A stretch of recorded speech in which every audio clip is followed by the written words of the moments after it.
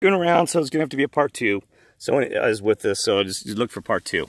All right, so the Hobo, no, the bucket hot tub, and there's actually called the Hobo hot tub in Pagosa Springs.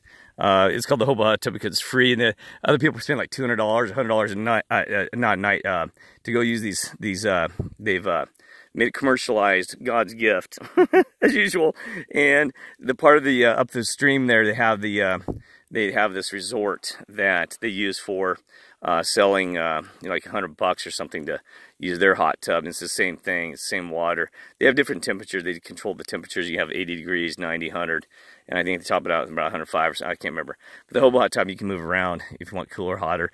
And Hobo hot tub, you can jump in the river to cool off in Pagosa Springs if you want to, versus the heat. So, and people said they've been in winter in the sun, when it's snowing. It's just awesome. But anyway, I haven't had that opportunity. But anyway, so so you know, a lot of God's gifts are for free, but then man finds a way to commercialize it as usual.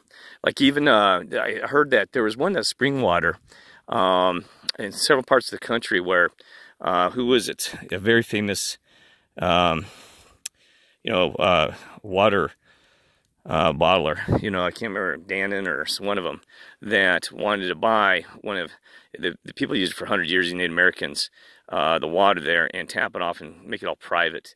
But fortunately, I think it was Virginia. I think it was West Virginia. I can't remember. But anyway, it's somewhere I was traveling. But anyway, they said, no, get out of here. Because the guy who actually donated the land and everything, he said he wanted to protect it and stuff like that, that people, they could never commercialize it. So thank goodness, God bless this man. And also, you know, also that they weren't able to acquire it. So, because people that are even poor use the thing, but people who are not poor. A lady said that she gave her dog water and it cured of arthritis and stuff like that. That was having a lot of arthritical pain and stuff like that, and the veterinarians could not do anything. But anyway, so back to this. So what I did was, I actually had this plastic bottle too that kept water a little bit warmer so I could cool it down if I had to, and I had to use, actually, there's a gallon there. So I poured it in there to cool it down into the water, okay? And by the way, you can put that in near the fire, the plastic. People say, oh, it'll melt or burn. It won't if it dissipates properly. What I mean is that the rate of transfer of heat. So if you put it like on the edge where it can transfer its heat fast enough to the water, around, you know, through that plastic as a conduit, you know, the plastic material, it will not melt or burn. But if you put it straight in there, it can actually burn and vaporize because it can't dissipate the heat fast enough. Now that's why I can, you know, there used to be what they called a magic trick. It wasn't really magic, that you could actually tell somebody, hey, I can burn a piece of paper in that fire. No, I'll put a piece of paper in that fire right there in front of that flame, right over there, and it'll never catch on fire. I'll take a piece of paper, a full sheet piece of paper, and put it right on the tip of that flame. And I can do it, by the way. I can take a piece of paper and stick it right on the tip of that flame, and it'll never catch on fire. Never. And it's a trick, okay? It's not watering the paper down. It's not changing, keeping it's all its natural, straight from the book or straight from a notebook. Now you just take the paper and straight from the notebook, that paper, you don't drip it in water, okay? What it is that if you wrap the paper around a piece of metal, okay? You wrap it around a piece of metal, and you wrap it tight enough that it'll actually transfer its heat to the piece of metal, so it won't catch on fire. It keeps transferring that heat transfer, okay? So that's the trick. You'll wrap the piece of paper around a piece of metal, stick it over the tip of the flame, it'll never catch on fire, okay? So that's kind of a cool trick, right?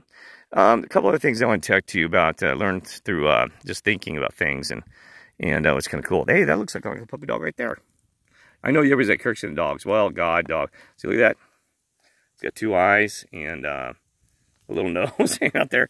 But anyway, because I really love your Father, your God. Well, I love the dog, okay?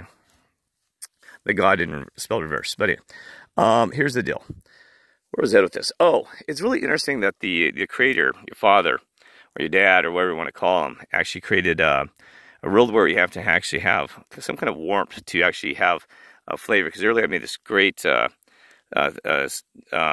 stew with beans and garlic and fresh Italian parsley and all these other things. Onion is awesome. I mean, my gosh. I mean, I'm telling you, the stuff we're eating in the stores is garbage. It's overcooked.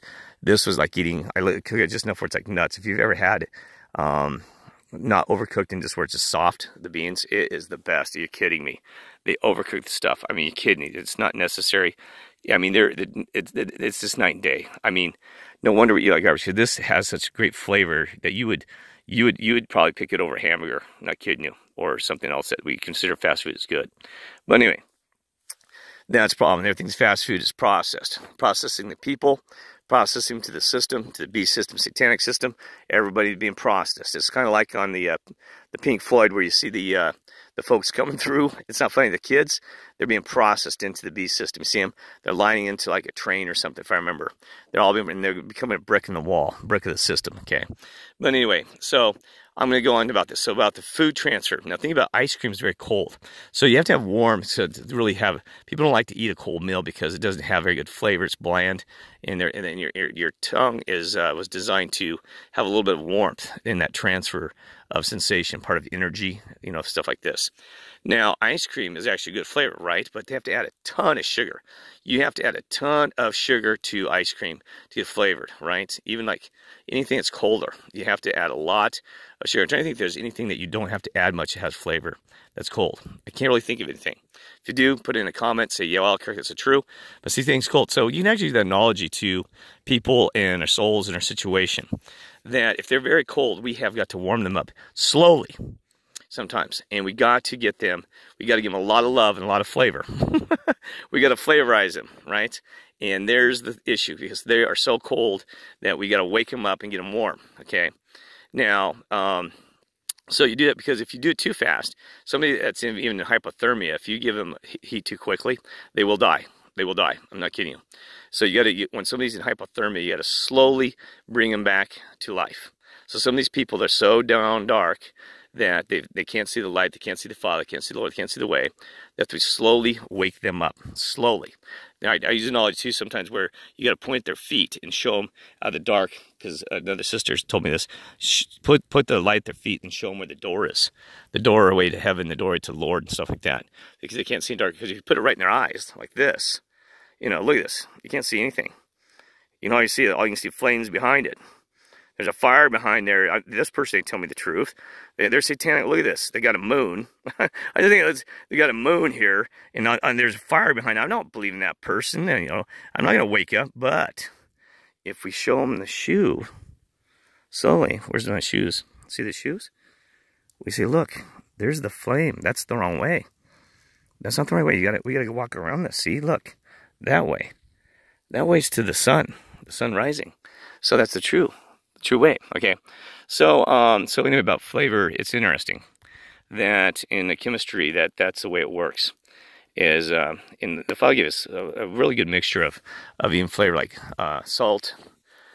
You can taste salt, bitter, and sweet. I try to remember all the different taste buds. They've actually got a new one, which I kind of like. I don't know if that's a Mandela effect or something else. They said there's a new flavor that they said it mimics like meat and proteins. That your taste bud, I can't remember what they're calling it. They said it has the same sensation to your brain and your tongue as if it was meat. Now, I have eaten some of this vegetarian food my God, it tastes just like meat.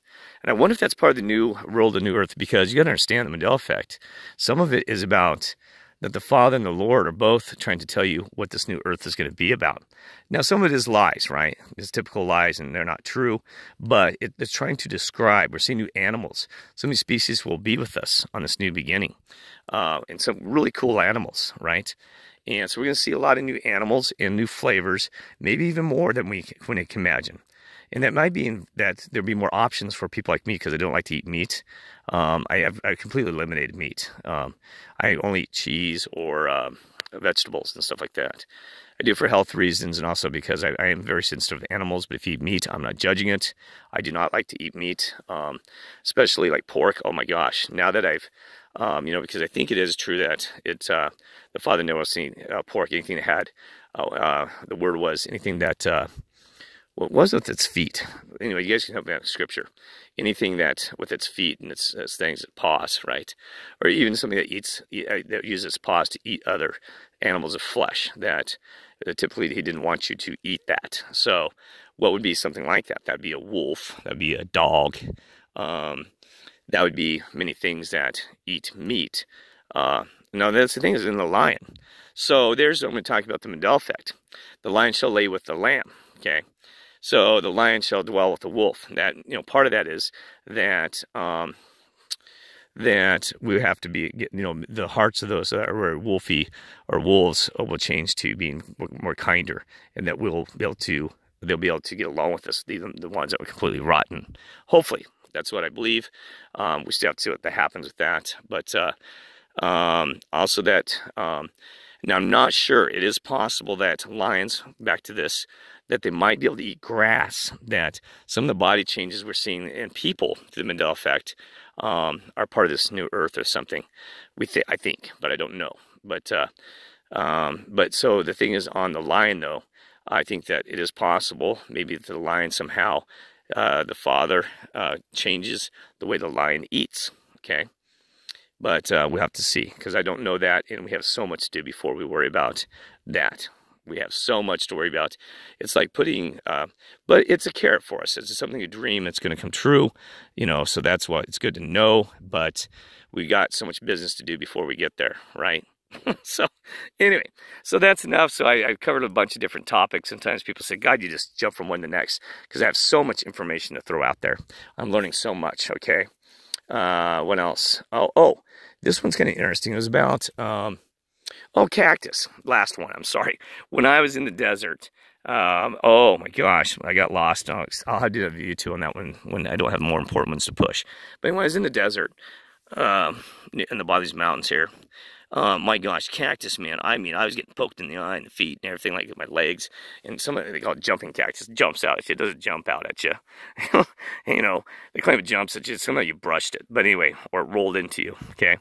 But that's the thing is about cactus. It's kind of like, if you mind your own business and you don't be naughty, I mean, the cactus minded its own business. Sorry, the cactus minds its own business. He's got his little, you know, he goes, just leave me alone. You know, I don't want anybody bothering me. I don't want anybody trying to eat me. I don't want any, just no stepping on me. And that's kind of how us Christians, a lot of us want to be. We want to just be left alone, but we want to spread the word. And so I know it likes to be a cactus. I just, you know, and God does. They said that He put thorns and things that He wanted protected. Some of the plants that He thought were more special, or that we wanted to protect for some reason, like the rose. Apparently, your Father loves to smell roses and rose bushes, because those things are thorny as crap, right? You'll get destroyed trying to go there barehanded. So roses could be one of Father's special plants, right? That He protects. And that's the thing is too, is the Father and also the Lord protect you, but you're going to get attacked all the time. People, you know, I had a guy out here, I think I didn't print a video, you know, just, he comes up and I just start talking to him. He's like, what are you doing out here? I'm like, man, just leave me alone, you know. But the thing is, I did engage him first, but then you don't have to be kind of like that. But sometimes people just engage you. I've been minding my own business, and just out of nowhere, somebody calls the police on me, or you know, I've had that happen in Michigan. The police show up, the sheriff showed up because some lady said I was hanging out at the post office. I mean, she was sitting on her front porch. Mind your own business, like, God, find something to do, like go read the Bible, study the spiritual world, find more about God, and it's kidding me. So the sheriff showed up, they impounded my car even on this. It's terrifying. I was like, you kidding me, lady? And she lied too. She said I've been hanging out there for days. I was trying to help a homeless veteran, and trying to get his mail. And you know, I was trying to help him get his mail out of the post office there. And they kick him out of town permanently. You kidding me? I think it's Gettysburg. I think it's Gettysburg, Michigan. The sheriff did. And I said, you're kidding me. And the sheriff were rotten. Even he said, man, I've never seen sheriffs be so nasty to somebody, because they had demons in them, controlled by Satan. And not saying all sheriffs were bad, but these were, oh my God, they are nasty. They wouldn't let me, you know, they'd impound the car, wouldn't let, they said, make sure he never gets hold of his keys. I got hold of my keys. I paid my bill and I drove off. Yeah. They said you'd have to prove proof of insurance. Like, I have time for that one, the mission for the Father and Lord. Proof of insurance, and I didn't have insurance time because it broke.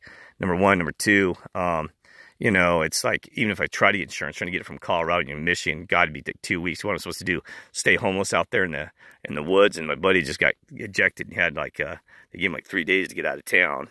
Yeah, you know, right. So there's times where, you know, the Father gave me permission to what would seem like a violation of law, and the Lord as well. The Lord works in mysterious ways. That's one of them. They're going to say, what? It looked like you did something wrong, driving off and not giving proof of insurance and all this other crap. Well, no. I had to, because I had to keep on the mission. Looks like a dragon forming an eye out there. Look at that in there. So anyway, I'm going to finish this up. And God bless, remember. And and yeah, I had an adventure today. So thank you for the adventure, Lord. And thank you for the adventure, Father. It was an awesome day. Boy, I just got so many videos I got to upload. So love you all, and God bless, and hoping you're having a good night or a good day where you're from. All right? Take care.